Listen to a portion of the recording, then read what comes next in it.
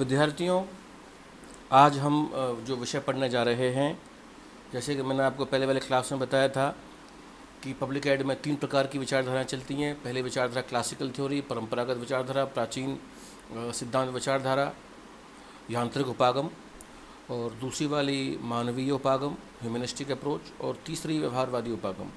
तो क्लासिकल जो अप्रोच है उसमें मैंने F.W. टेलर का वर्णन हमने कर दिया है।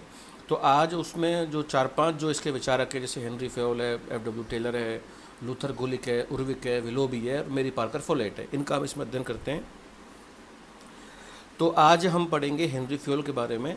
हेनरी फेयोल ने लोक प्रशासन के सिद्धांतों के निर्माण में क्या योगदान दिया। तो हेनरी फेयोल का जन्म हुआ था 1841 में, और टर्की में इनका जन्म हुआ था। ये इंजीनियर थे। फोर चम्बाल्ट नामक एक कंपनी थी। फोर चम्बाल्ट मतलब, ये इसको याद करना है क्योंकि ये प्रश्न कई बार अबसदा में आता है। फोर चम्बाल्ट कंपनी में ये इंजीनियर थे, और इनकी जो किताब का नाम 1914 में इनकी किताब फ्रेंच में जो प्रकाशित हुई थी उसका नाम था जनरल इंडस्ट्रियल एडमिनिस्ट्रेशन। लेकिन जब 1929 में जब इसका अंग्रेजी में अनुवाद हुआ तब इस किताब का नाम हो गया जनरल इंडस्ट्रियल मैनेजमेंट। तो जनरल इंडस्ट्रियल मैनेजमेंट के नाम से ही ये किताब फेमस हुई। उसी के बाद में हेनरी फेयोल लोकप्रिय हुए। यहाँ पर आश्चर्यजनक बात यह है कि हेनरी फेयोल ने 1914 में एडमिनिस्ट्रेशन शब्द का प्रयोग किया था, जो कि बाद में अंग्रेजी अनुवाद करते वक्त उसको मैनेजमेंट कर दिया गया। इन्होंने कुछ बातें कही, जैसे कि इन्होंने कहा कि भाई प्रशासन की सार्वभौमिकता। इन्होंने कहा कि भाई लोक प्रशासन के जो सिद्धांत हैं, एक संगठन को चलाने के लिए जिन सिद्धांतों की आवश्यकता होती है वो लोक प्रशासन के सिद्धांत कहलाते हैं, प्रबंध के सिद्धांत कहलाते हैं। ये सार्वभौमिक होते हैं। तो सार्वभौमिक जब ये सिद्धांतों को बता रहे हैं तो इसका मतलब इससे पता चलता है कि हेनरी फेयोल विज्ञान मानते हैं, लोक प्रशासन को, प्रबंध को विज्ञान मानते हैं, क्योंकि ये सिद्धांतों को सार्वभौमिक बताते हैं। प्रशासन और प्रबंध में ये कोई अंतर नहीं करते। इनका मानना है कि जब जो लोक प्रशासन के सिद्धांतों को संगठन में लागू करने से कार्यकुशलता और मितव्ययता और प्रभावशीलता को प्राप्त किया जा सकता है।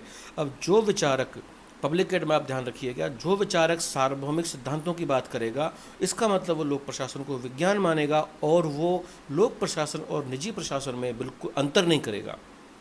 वो कहता है कि दोनों समान है क्योंकि ये विज्ञान है, विज्ञान में अंतर करने की आवश्यकता ही नहीं है।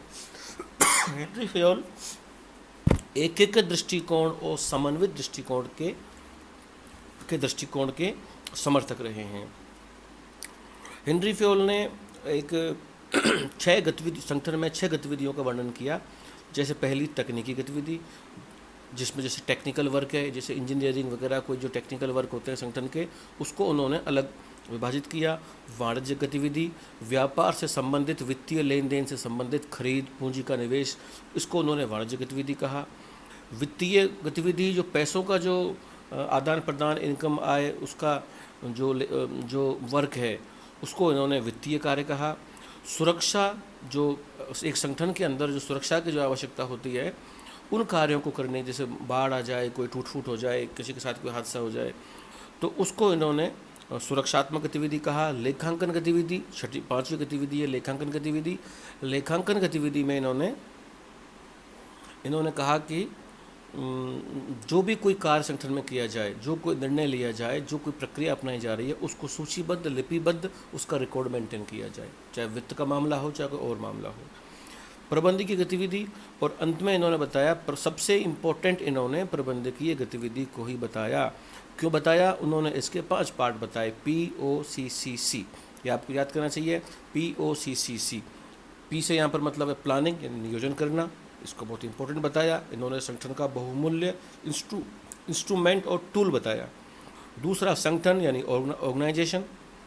संगठन को इन्होंने 2 चीज़ों का मिक्स बताया, भौतिक तत्वों का और मानवीय तत्वों का। इनसे मिलकर के एक संगठन का निर्माण होता है। कोऑर्डिनेशन, किसी भी संगठन को चलाने के लिए उनमें प्रबंधकों के बीच में, श्रमिकों के बीच में, या अन्य जो कोई वहाँ पर कार्य प्रक्रिया अपनाई जा रही है, उन सब के बीच में प्रॉपर कोऑर्डिनेशन, समन्वय होना चाहिए, अच्छा तालमेल होना चाहिए।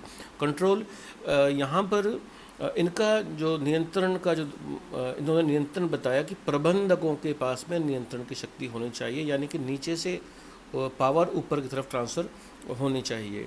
और सी का POCC में से सी का मतलब हो गया आदेश। तो ये POCCC ये मामला स्पष्ट हुआ। तो भी POCCC में से जो O है ऑर्गेनाइजेशन, संगठन, इसके इन्होंने संगठन के 14 सिद्धांत बताए। संगठन के 14 सिद्धांत कौन कौन से बताए? सबसे पहला बताया कार्य का विभाजन यानी श्रम का विभाजन। हेनरी फ्योल के अनुसार किसी भी संगठन को कार्यकुशलता मितव्ययता प्राप्त करने के लिए, प्रभावशीलता लाने के लिए, इफेक्टिविटी लाने के लिए, सफलतापूर्वक संचालन के लिए उसमें आपस में कार्यों का विभाजन कर देना चाहिए। दूसरा सिद्धांत सत्ता और उत्तरदायित्व का विभाजन, कि पावर और आपकी पावर क्या है, आपकी रिस्पॉन्सिबिलिटी क्या है, इन दोनों का विभाजन भी होना चाहिए। अनुशासन, संगठन के अंदर डिसिप्लिन होना चाहिए, उनका आचार विचार नैतिक मूल्य ये सब भी होने चाहिए। चौथा व्यक्तिगत हित की तुलना में सामूहिक हित। व्यक्तिगत हितों का इन्होंने नकार दिया, इन्होंने कहा नहीं, व्यक्तिगत हितों का संगठन में कोई महत्व नहीं है, आप कलेक्टिव एफर्ट कीजिए, कलेक्टिव इंटरेस्ट से जब काम करेंगे तो संगठन सफल होगा। केंद्रीकरण और विकेंद्रीकरण, इन्होंने केंद्रीकरण टर्म का प्रयोग किया है, लेकिन इसका मतलब ये नहीं है कि वो विकेंद्रीकरण के विरोधी हैं। उन्होंने कहा कि आवश्यकता पड़ने पर केंद्रीकरण भी होना चाहिए और आवश्यकता पड़ने पर विकेंद्रीकरण भी होना चाहिए। स्केलर, नवा point, scalar chain, line of authority, जिसको अपन हिंदी में पद सोपान कह सकते हैं। पद सोपान का विस्तार से चर्चा हम जब संगठन के सिद्धांत पढ़ेंगे तब मैं आपको विस्तार से बताऊंगा। फिलहाल अब मैं ये देखिए आप, ये स्केलर, ये जो आप देख रहे हैं इसमें ये एक त्रिभुज बना हुआ है। तो इन्होंने कहा संगठन के अंदर ये जो त्रिभुज टाइप का है ये संगठन की संरचना बताई, इसको इन्होंने स्केलर चेन कहा। ऊपर ही ऊपर उच्च अधिकारी, नीचे नीचे निम्न अधिकारी। सामान्यतः प्रशासन में कोई भी अधीनस्थ व्यक्ति अपने ऊपर के अधिकारी के बिना पूछे अगले जो उसका अधिकारी है, जो समकक्ष अधिकारी है, उससे बात नहीं कर सकता। जैसे यहाँ पर आप देख रहे हो संगठन में नीचे नीचे च और इधर ट, क ख ग घ, तो नीचे नीचे का व्यक्ति आपस में समानांतर रूप से मतलब आपस में संवाद नहीं कर सकता। उसको पहले ऊपर वाले से परमिशन लेनी होगी और उधर साथ में जो दूसरी साइड में जो अधिकारी कर्मचारी जो भी है उसको भी अपने उच्चस्थ अधिकारी से परमिशन लेकर के तब आपस में संवाद करना होता है। यही गैंग प्लैंक की और पद सोपान की अवधारणा हेनरी फ्योल ने समझाई थी। 10वां सिद्धांत है ऑर्डर या पदस्थापन। यहाँ पर इनका मतलब था right man right place. Right man right place मतलब जो योग्य व्यक्ति है, सक्षम व्यक्ति है, उसको जो जहाँ पर उसकी आवश्यकता है, जिस काम में उसकी दक्षता है, उसी काम पर उसको लगाया जाए। एक सिद्धांत रह गया था बीच में, आदेश की एकता, वन मैन वन बॉस, यानी कि एक व्यक्ति को, अपने अधीनस्थ को एक व्यक्ति ही आदेश दे। जैसे कि FW टेलर को जब हम लोग पढ़ रहे थे तो उसमें कार्यात्मक फॉर्मेनशिप जो थी, तो कार्यात्मक फॉर्मेनशिप में एक व्यक्ति को 8 अधिकारी कंट्रोल कर रहे थे, एक व्यक्ति को 8 के 8 अलग अलग मामलों में आदेश दे रहे थे। तो यहाँ पर हेनरी फ्योल की बिल्कुल राय, सिद्धांत बिल्कुल डिफरेंट है। ये कहते हैं कि एक व्यक्ति को, चाहे व्यक्ति 50 हो, 30 हो, ज़्यादा हो, 20 हो, उनका बॉस एक ही होना चाहिए, वो एक से ही आदेश लें, 2 से आदेश नहीं लें। अगला सिद्धांत निर्देश की एकता, यानी वन प्लान वन एक्शन। एक प्लान में एक प्लान को एक ही क्रिया से किया जाए, जैसे एक जैसे कार्यों को, एक जैसे उद्देश्यों को एक प्लान में लाया जाए और उनका एक्शन भी एक साथ किया जाए। तो वरना संगठन के अंदर कार्यों को लेके ओवरलैपिंग, दोहराव हो जाएगा, जिससे समय, धन और एनर्जी का नुकसान होगा। एक इन्होंने सिद्धांत दिया अगला, पारिश्रमिक का सिद्धांत। इन्होंने कहा कि प्रत्येक श्रमिक को पारिश्रमिक मिलना चाहिए, चाहे आप दरों के रूप में दो, चाहे आप पर डे के रूप में दो, चाहे वस्तु के रूप में दो, चाहे बोनस के रूप में दो, या वेतन के रूप में दो, या लाभांश के रूप में दो, किसी प्रकार से, लेकिन आपको पेमेंट तो करना ही होगा। कार्यकाल का स्थायित्व, कर्मचारियों को उनको कार्यकाल का स्थायित्व होना चाहिए, ताकि उनमें किसी प्रकार का भय और डर की भावना उनमें रहेगी नहीं, वो निश्चिंत होकर कार्य कर सकेंगे। पहल क्षमता का विकास, यहाँ पर पहल क्षमता के मतलब हेनरी फ्योल कहते हैं कि क्रिएटिविटी होनी चाहिए, इनिशिएट लेने की क्षमता होनी चाहिए। नई पहल, क्रिएटिविटी, नवाचार, यानी नए नए प्रयोग करें, नए नए तकनीकों को देखें और इस प्रकार से संगठन में नवाचार लाते रहें, वरना संगठन में नीरसता आ जाएगी और परंपरागत जो है वो रूढ़िवादिता से ग्रस्त हो जाएगा। 14वां सिद्धांत बताया सौहार्द, आपस में संगठन के अंदर सौहार्दपूर्ण संबंध डेवलप होने चाहिए। अब यहाँ पे तुलना करते हैं हेनरी फेयोल और एफ.डब्ल्यू. टेलर में, दोनों में क्या समानता है। तो आप समानता देख रहे हैं, इनमें समानता देखें तो दोनों ही